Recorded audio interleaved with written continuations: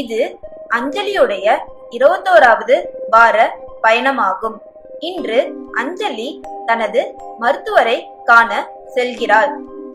அவள் மருத்துவரிடம் கேட்கிறாள், குழந்தை என்ன சாப்பிடுகிறது என்று அவள் எப்போதுமே தெரிந்து கொள்ள விரும்புகிறாள். அதற்கு மருத்துவர் சொல்கிறார், அஞ்சலி, உன்னுடைய சிறு குழந்தை தினமும் அம்னியோட்டிக் திரவத்தை குடிக்கிறது.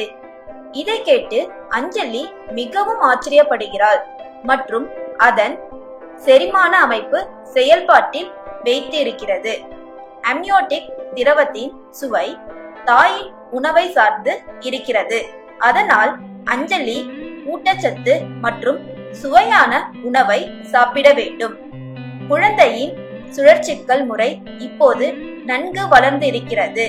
மேலும் குழந்தை மிக்கலை அனுபவித்து வருகிறது என்று மருத்துவர் கூறுகிறார். குழந்தையின் உருவங்கள் மற்றும் கண்ணிமைகள் நன்றாக வளர்ந்து இருக்கிறது. குழந்தையின் செவிப்புலன்கள் வளர்ச்சியுற்று இருக்கிறது மற்றும் குழந்தை இப்போது நன்றாக உங்கள் குரலை கேட்க முடியும்.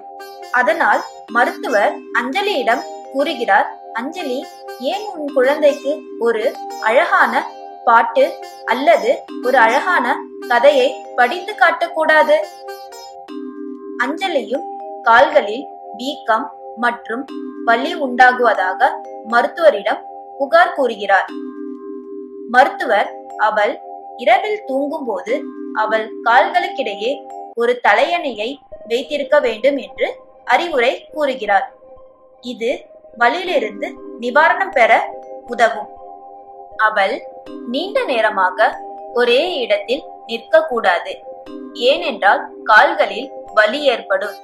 இது கர்ப்ப காலத்தின் எடையின் கூடுதல் காரணமாக இருக்கலாம்.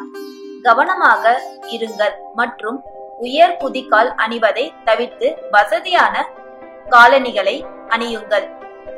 அடுத்த காணொளியை காண்பதற்கு முன்பு எங்கள் சேனலை சப்ஸ்கிரைப் செய்ய மறவாதீர்கள்.